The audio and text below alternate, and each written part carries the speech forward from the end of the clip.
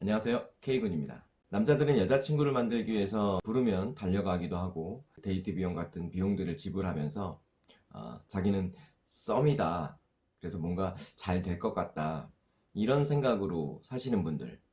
근데 정작 여자분은 전혀 관심이 없는 그런 경우가 있죠. 이걸 우리는 보통 어장관리 당한다고 하잖아요. 이 어장관리를 당하고 있는 남자분들을 위해서 오늘 이야기 준비했습니다. 일단 어장관리하는 여성분들은 보통 두 가지 타입으로 구분되거든요. 하나는 적극적이고 되게 활달한 성격을 가지고 있어요. 그러다 보니까 남성분들 마음이 쉽게 빼앗기는 경우고요. 두 번째 경우는 어장관리라고 생각이 안 될 정도로, 그런 여자일 거라고 생각이 안 될 정도로 되게 내성적이고 혹은 좀 수줍음이 많은 그런 여성분이에요. 사실 무서운 경우는 두 번째 경우거든요. 한번 빠져들면 헤어날 수가 없는 그런 경우에 어장관리하는 타입이 있습니다. 그 두 가지 타입에 대해서는 나중에 기회가 되면 한번 다뤄보도록 하고요. 오늘은 남자들이 어장관리를 당하는 이유와 그런 어장관리를 당하는 남자들의 타입이 어떻게 나눠져 있는지 한번 살펴볼게요.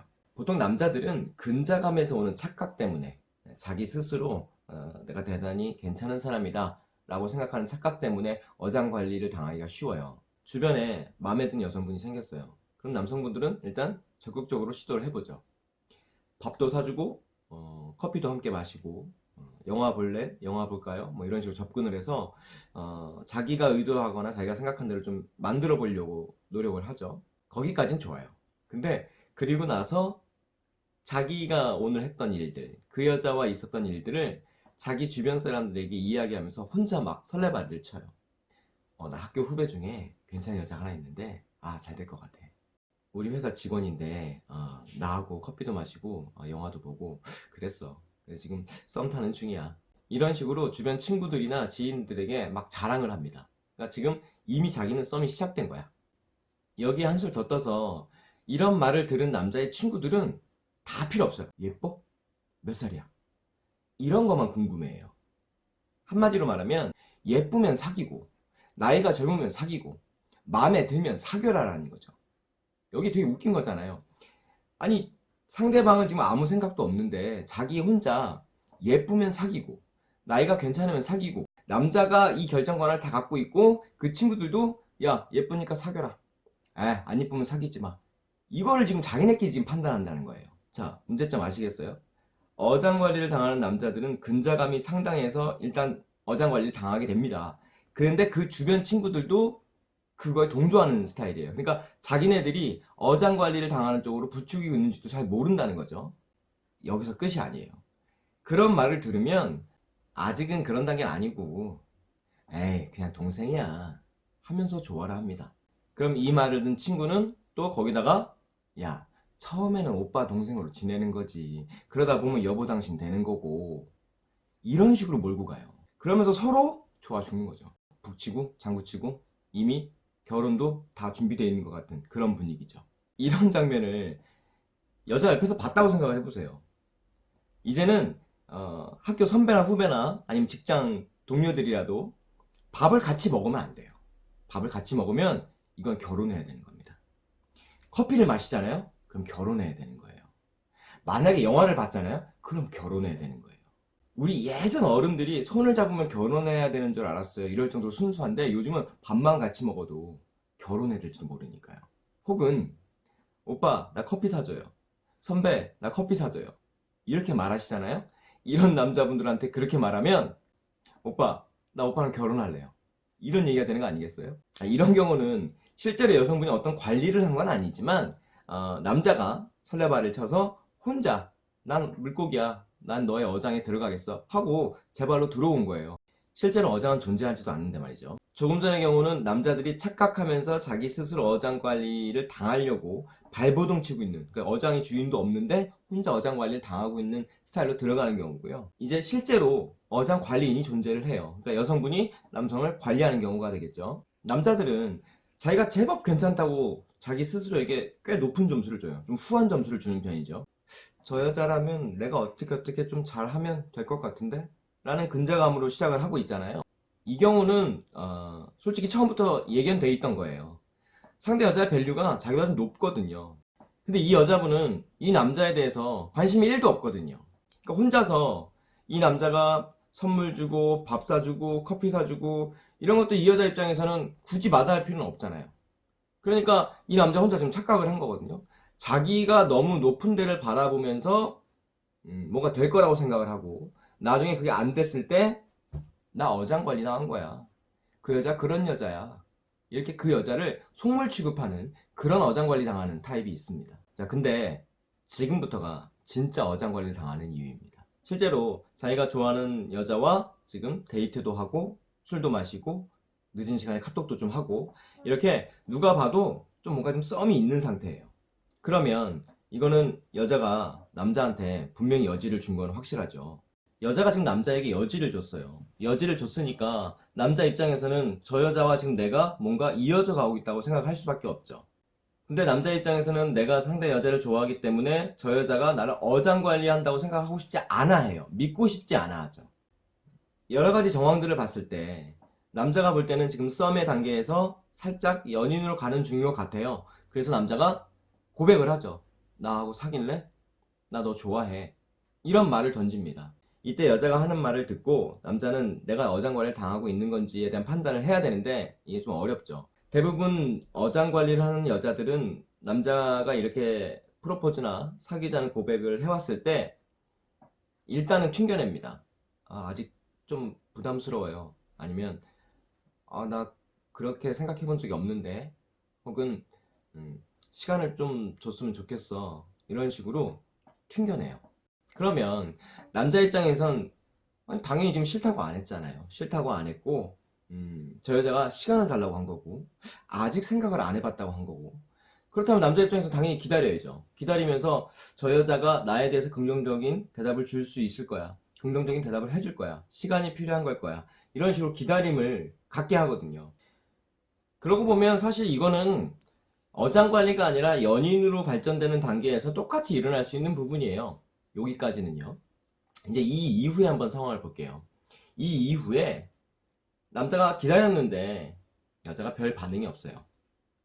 사실 어장관리 당하시는 분들은 이 부분을 좀 집중적으로 생각해 볼 필요가 있는데 내가 상대방에게 나 너 좋아.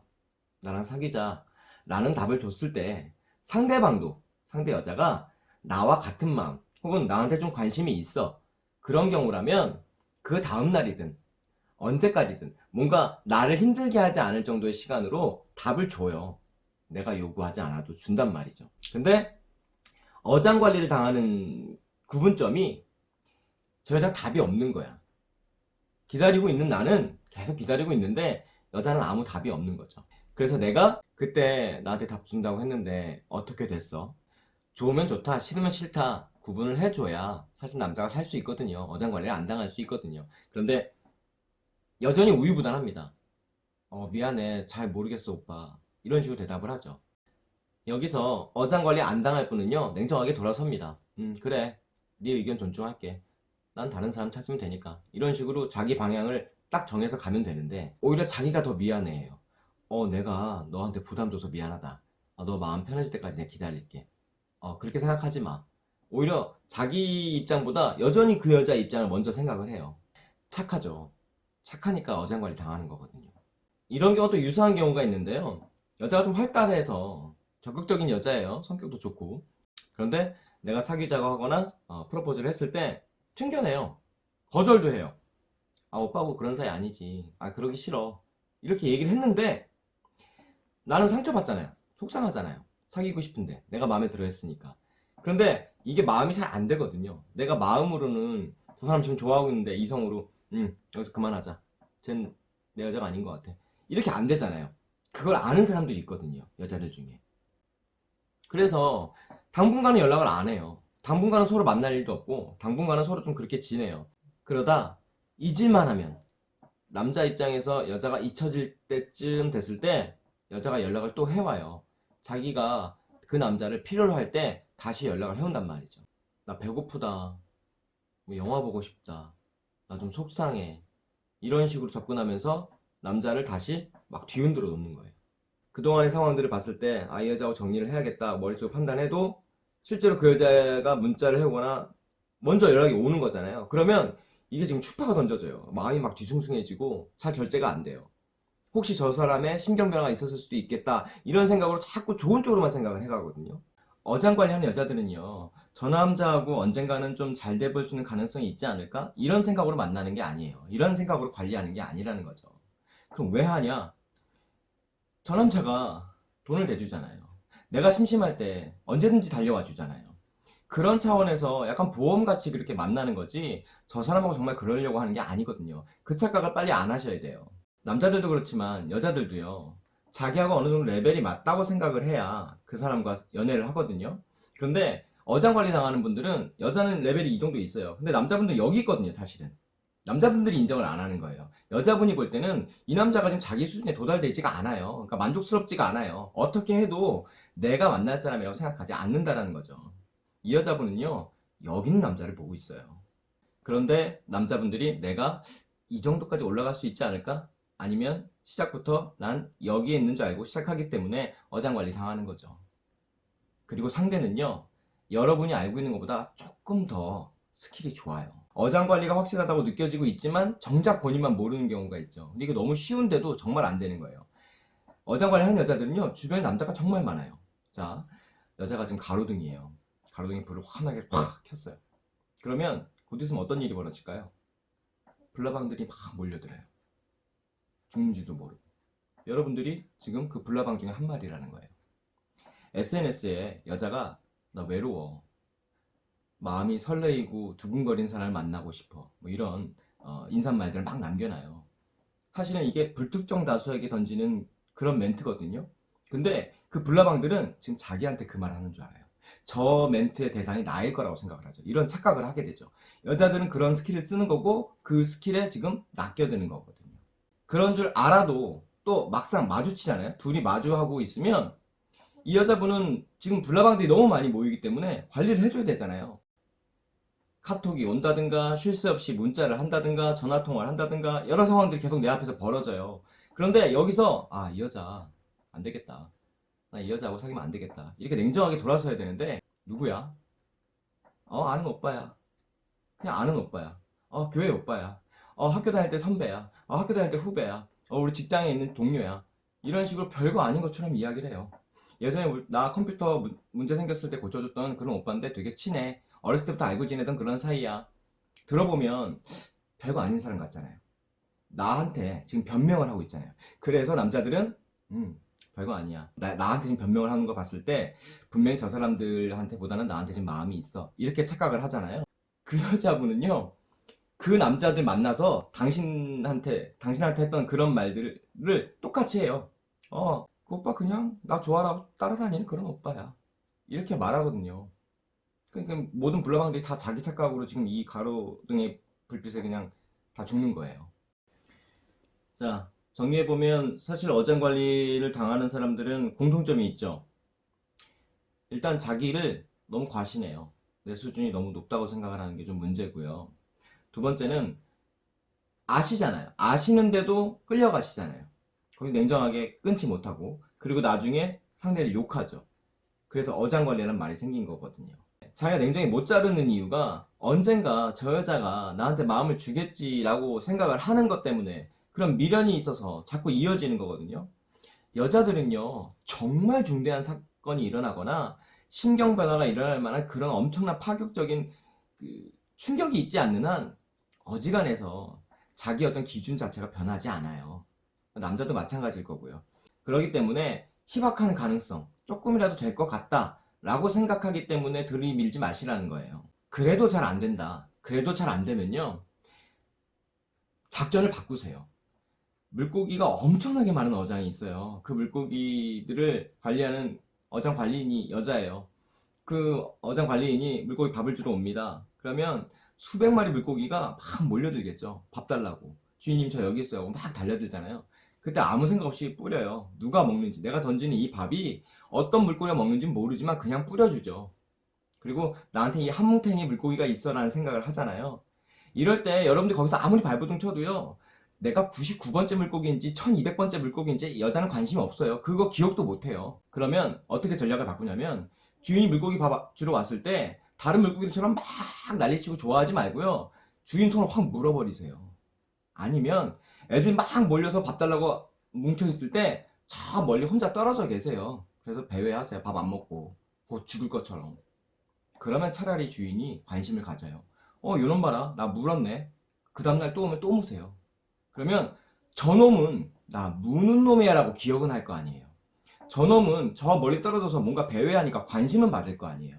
그렇게 해서 남들과 차별화가 돼야, 그런 상황이 되어야만 어필을 할 수 있지, 어장에 물고기들이 엄청나게 많은데 거기에 몰려서 나도 똑같은 물고기입니다 라고 막 그러면 결국에 한떼거지로 다 팔려가요.